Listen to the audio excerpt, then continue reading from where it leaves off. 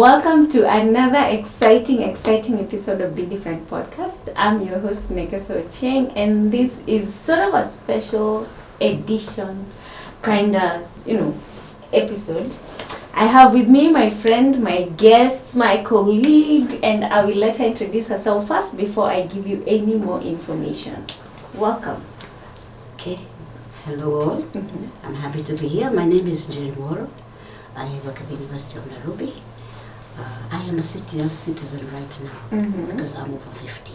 But I'm glad to be here with you and to join your special podcast. Yeah. Thank you. I don't know what a podcast is at my age, but I am happy to be here. Thank you for coming, Jerry. Guys, the reason why I'm so excited is we're just having this random conversation with Jerry, and I told her you have to come to Be Different Podcast because from the few or the many interactions that we've had, I just picked that Njeri is different. She said she's a senior citizen and she's really, we work in the same department, so she's really been mentoring us or giving us information. I joke about her having all this information. She's just a walking encyclopedia with a history of so many things, but that's not the point. So Njeri, we were having a conversation about the society and the social pressure, the pressure that comes from the society. And you said something interesting about it being so intrusive. And of course it started from, Njeri, you're so different and all that. So tell us, answer first how you feel the society is intrusive, the pressure, and then now we can compare it to. Okay. When I said that I find society intrusive, I thought, I meant that this is a society that says it is African. And then it gives us a perspective that African societies really care. They care about you, they take responsibility for you. Yeah. But for me, the flip side is that they really don't care. That's what I mean by intrusive. Is this the same society that comes to your house when there's a funeral and they carry away all your property and leave you without anything? Yeah. Is this the same society that people invade your shamba and they call it they call it part of our society and part of the actions that we take? That is what. Scary. Is this the same society that now the pressure is that you raise your children up and you want them to follow certain career paths, you want them to be different, but then you have all these little pressures. They are religious and they are cultural, which they come to impact on you as a person. So this is Njeri, Christian. I would refer to myself as a Kikuyu, right? And then I went to school. Okay. Then along the way comes in the whole idea that I must be a strong, committed woman, superwoman. I must be able to be independent and look after myself. But that does not remove me from being told that don't be too independent. You need a man to look after you. Now, if you don't get the man to look after you, then you're wayward. Okay. That is where we have reached. The reason why you're not married is because you're wayward. There's something wrong with you. There's something wrong with you. We've had pressure along the way. I'm single. And I'm not special single. In other words, I don't have a child. But you will have people coming and telling me, why don't you just have a child? A child is good. A child will look after you. Go have your child, and then you can even come back to church. Wow. Yeah.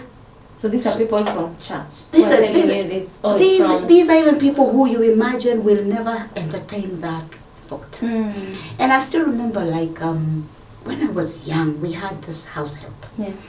And my mom told us she was going to help us until she delivered. But along the way, we realized that her husband had died 5 years before. So here she is, she's expecting. You know what my mother said? It's okay.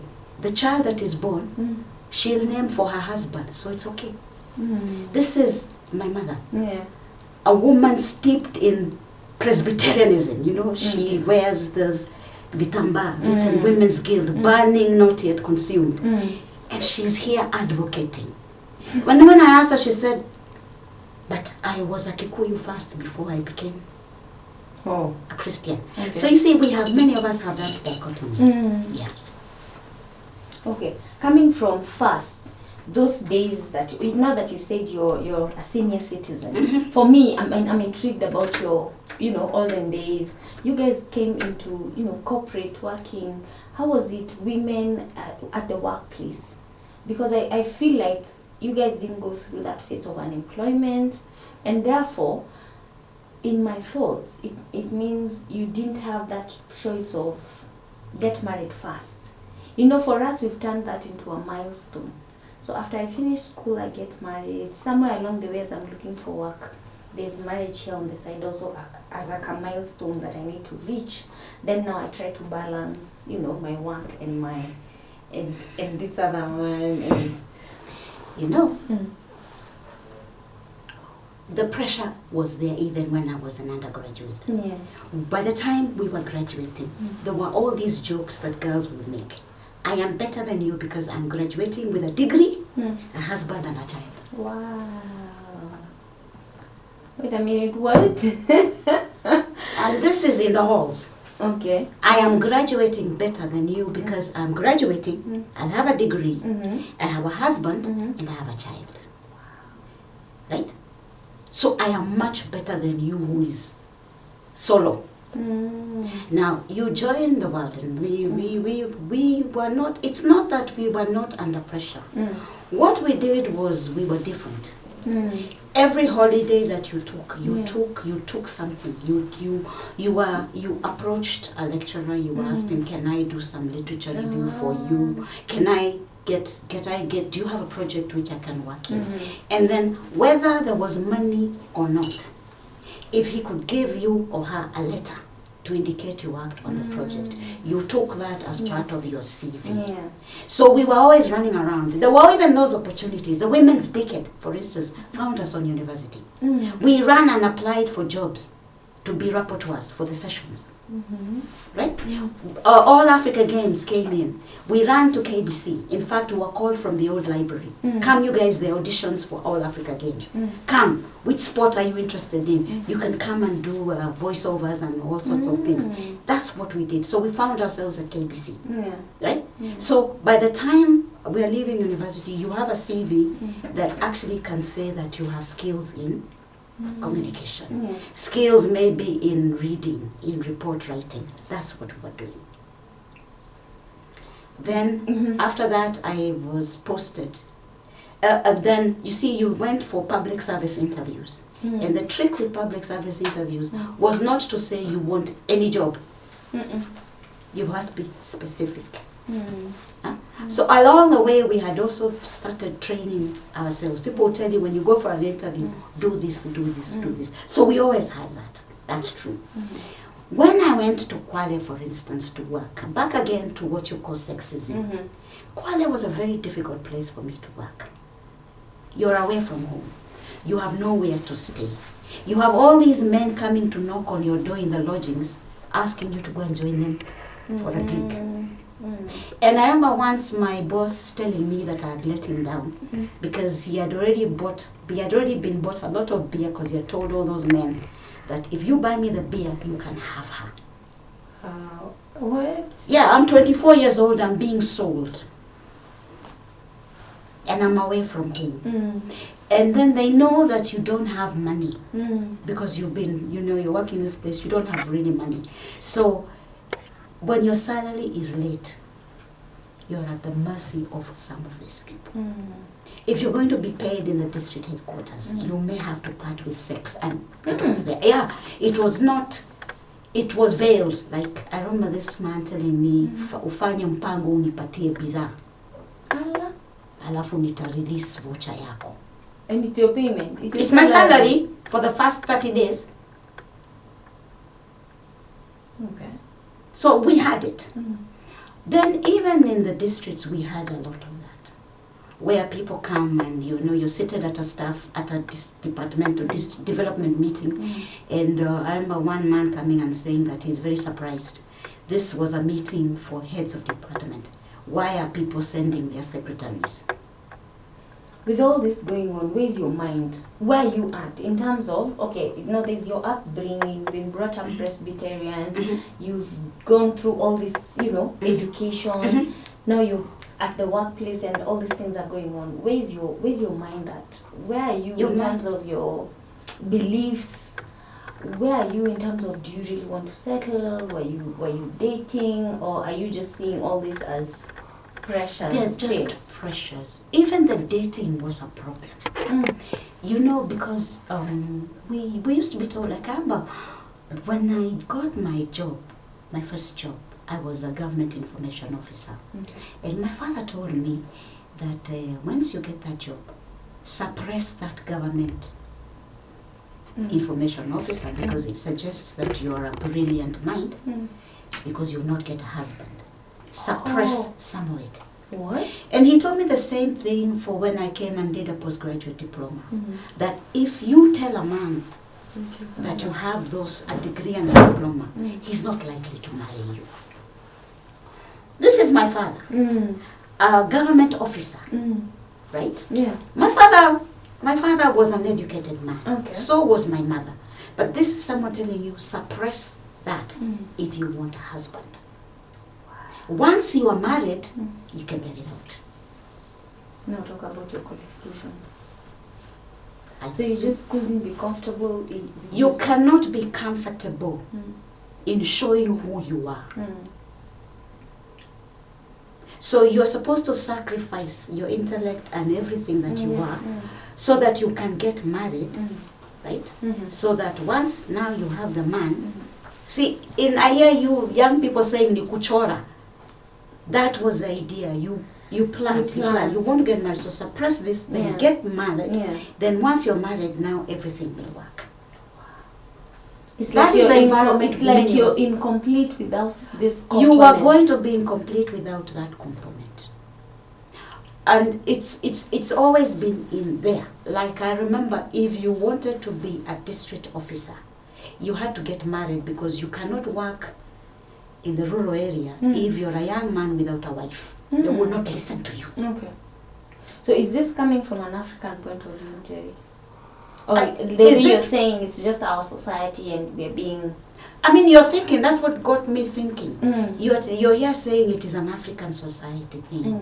But I do not think it is really necessarily an African society thing. Because an African society had people who it called leaders. Yeah, and for you to be a leader, you are not told to suppress yourself. If anything, it brought out the qualities in you. You had women who are even recognized as solid women. Even the church will say that is a woman of substance. What makes her a woman of substance? Independent mind. Someone who's forthright. Someone who's confident. So if that is an African... And I remember the debate was, we've so westernized ourselves and picked up these things that... But maybe the westernized thing that you're talking about may be lower. That's the thing.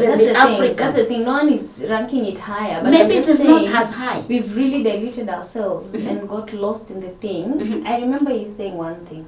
You said something, you compared your mom to your mother to now what we do as women, and you're like, that is very primitive. I don't know whether it was about having guests over, hosting, or what we were talking about. And you said there's no way your mother could do something that... Yeah, there were things that my mother would not have done. My mother's generation to me was a very different generation. As much as, like I don't know if I take you back, your mom will give you a simple meal. For me, mukimo. Right? It is so sweet. It doesn't have meat. It doesn't have anything. But you can see she has balanced the maize and the beans. She has brought the we call them the greens and mashed that food. So it's a proper meal. And then she will not serve it on a chipped plate. She'll serve it on a good plate. She will serve you. She has dishes for you. She doesn't give you a chipped mug, even if You know, now, my generation, throw the food here. Oh yeah, that's what you were saying. We throw food. You throw food at your spouse. You don't even sit next to him when he's eating. My mother would sit next to my father, even at her age.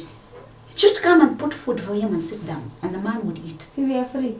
And now we asked for this independence, Now you, and everyone can come and cook and serve. go and eat. Right, yeah. But even when people serve themselves, there's a way in which my mom had a proper way of saying, eat this food. My mom would not have asked people, do you want to eat? Because obviously they'll say no. Yeah, us we believe in the power of choice. Yeah, we believe in the power of choice, but even in the power of choice, let me tell you, nobody, even with that power of choice, wants to really, you always think about this person. You know very well, it's you have to play the game. It's still a game. Even serving him doesn't hurt you to just bring him food. Because you know your end goal is to keep him here near you. So are we going round? I think we have. Are we going round? I think we are, maybe we're not as free as we seem to think we are. Because you know you want to be free from him. But only in terms of you don't want to do anything for him. But you want his money. And you want his name. Do we really? And if you don't want his money, why do you fight for it when he dies? Don't you say he's died? Can I go? Yeah. I'm free now.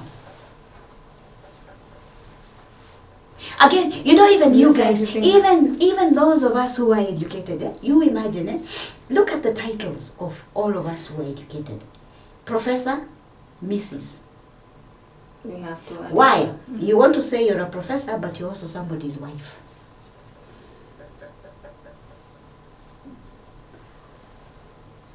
Professor Mrs. Explain that title. How come you don't ask a man when he says he's professor? You don't ask him whether he's married. You don't ask about his. But for us as women, that Mrs. title is important to you. So is it like it's we've been prescribed by the society and you've taken it? Maybe the society may not have prescribed it. Maybe I think you also take what you want from the society.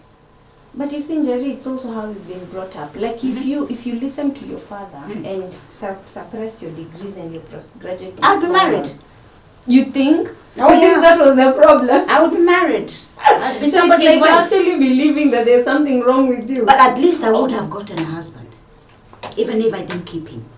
Wow. The idea he was telling you is not to keep him. It's to get him. It's to get. Very, you know, it's like he had analyzed the situation and said she will not get married. So for her to get married. Now again, you even ask yourself, your father wants you to get married, but he does not want you to get married so that you keep.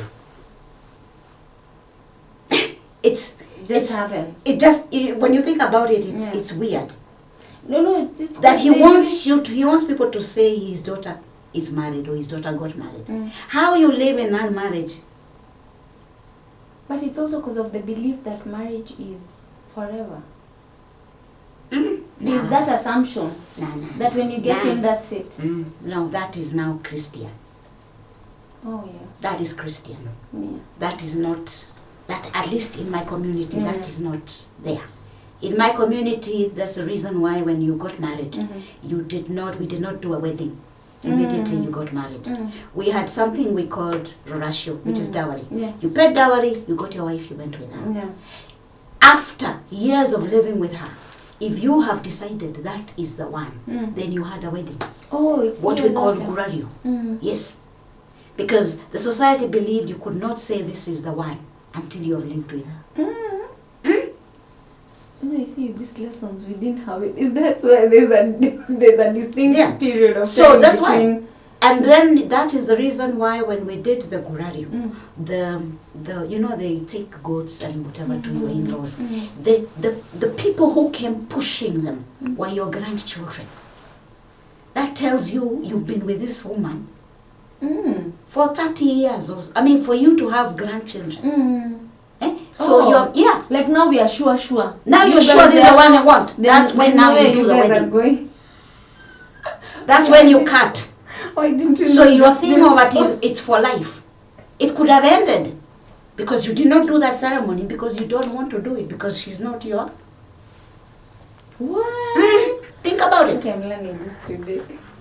That is in Kikuyu society. Ah. They may tell you other things, but Yeah. that is the way it was done. So you did not do a gurario, which is a wedding, for a young man and a woman. They have to have lived together for time. What now we are doing these days is you pay the dowry and then you even have the wedding. Yeah, that's what we are doing now. But you've really and you've reminded me. Yeah, that's the Christian. The Christian now. It's a Christian one that says for better for worse right now. But ours, you only made that, and then you cut the for a better word, the goat. You know, there's a goat that's prepared, and then you cut the shoulder, and you fed each other. Now people say that's the cake, the concept of a cake. Okay. But when you think about it, that was a ceremony. Now we are married. Before that, we were not married. Okay. So going back to you and your belief of if you'd suppressed your degree and your qualifications, you would have been married. Is that your thought process until now? I would have been married. married. Is that your status? I would have been married, but like many others of my generation, maybe we would have divorced. What is happening right now, and I'll be honest, very many of my classmates are divorced. Oh, wow. Oh, yeah. There are very many who are not living with the person they married. Yeah. I'll tell you this. Have you Our marriages, have you had a chance of yes, interacting even with the men, they're telling you, they keep on lamenting. If I had known, I would not have married her. It is sad, but that is an indictment on our society. Yes. I don't know whether many in my generation, my cohort that left university with me, very many divorces, very many separations. Yeah. Even those who did a wedding. People are very indifferent to each other. You can walk into a home and you can see they are not, people do their own things. Yeah. And especially as the children have grown older. How's your support system like? We started with a support system of family. You know, your aunties and cousins. And that whole thing of being told that blood is thicker than water, which is supposed to be from the Bible, is it? But it is actually not true. The phrase is not blood is thicker than water. The blood has something to do with those who have fought in war, right? And poured blood are thicker. So your friends now become the network. Those who have gone through a certain situation are the only ones who can now. Now, support is an interesting concept. At what point is it support, and at what point is it interference? That has always been my. You know, you go, you have this group where you meet, you talk about even your own family problems. At what point do you think they'll continue to help you? Isn't there a point where everybody leaves you and you're on your own? You know? Because with all these suicides we're hearing people committing, and all of them, they're surrounded by friends. What is it? Even your friends, even we used to have these things we used to call chama. Exactly. In the beginning, we would even go to visit each other's houses. Then it became like we're pulling each other down. Like, I come to your house and it's poorer than mine. So we don't eat well. Right? So people stopped going to each other's houses. Even our family meetings. You go there and some people, you go to this house, then they hire caterers. You go to the other house, then they give you mukimu. Because it's a rural area. People don't want to eat that mukimu. So they avoid that house. So those people begin to feel like what they offer people. So your concept of support, that's that thing you said about support and interference. So where do you draw the line? Where do you draw the line? Sometimes maybe you are not, maybe if you're like me, you have learned to keep your own counsel. You have learned, You know, you have read books, and then you've also read. For me, I'll tell you, I believe actually in the desiderata a lot. You know the desiderata? I've heard about it. Yeah, I believe in it a lot because it says, go placidly amidst the noise and haste, and remember what peace there may be in silence. As far as possible, keep your own counsel. Why? Because the world is full of tragedy. It's full of thievery. Yeah, and people just want to bring you down. You know, there are too many people. Yeah. If you read it, it tells you to keep counsel. It's also the same one that tells you to enjoy your achievements, right? But remember, right? God or whoever He may, whatever you may believe, you must keep it. Treasure your friends, treasure your family, but also have a designing mind in you. Yeah, you can't let them dictate your life. And then use those experiences to learn from, so that you know now what to do. Okay. But I'm an introvert on the other hand. I don't like people, so maybe that's the way I am. I believe that people can steal your thunder. People. I don't. Too many people. Yeah. So you keep to yourself. Sometimes you learn to keep to yourself. You know, I was brought up by my mom would tell us to learn to stay in the house. Enjoy your home. And we thought she was being ridiculous. Okay. What does she mean by stay in the house? She'll tell you, fix your house. Stay there, do paintings, do pictures. You love to cushion, you love to make cushion covers. Make your house neat. Now, what has happened?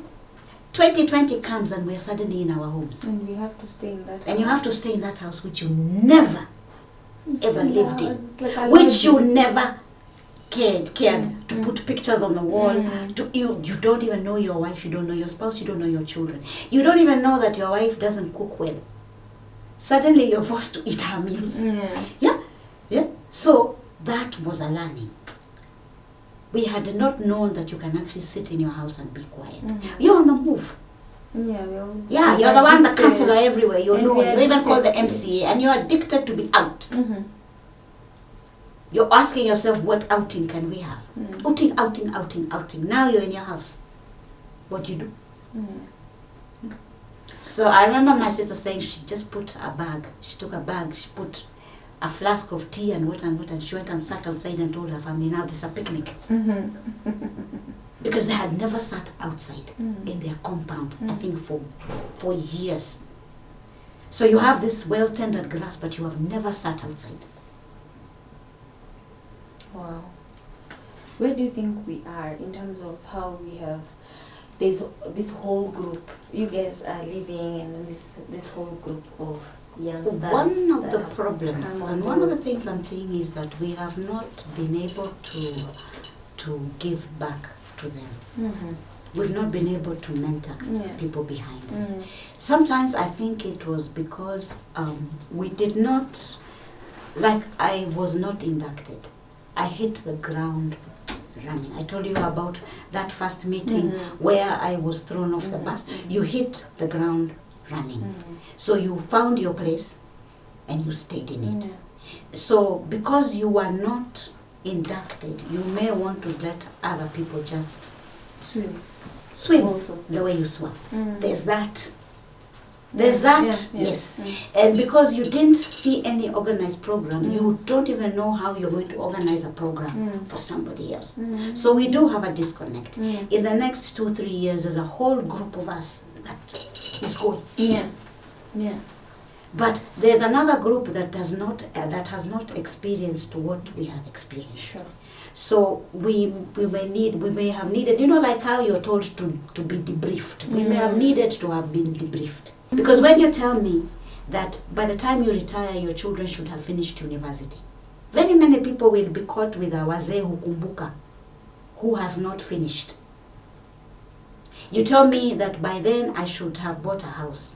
You know, there was a time when we could not get loans. So your salary was poor.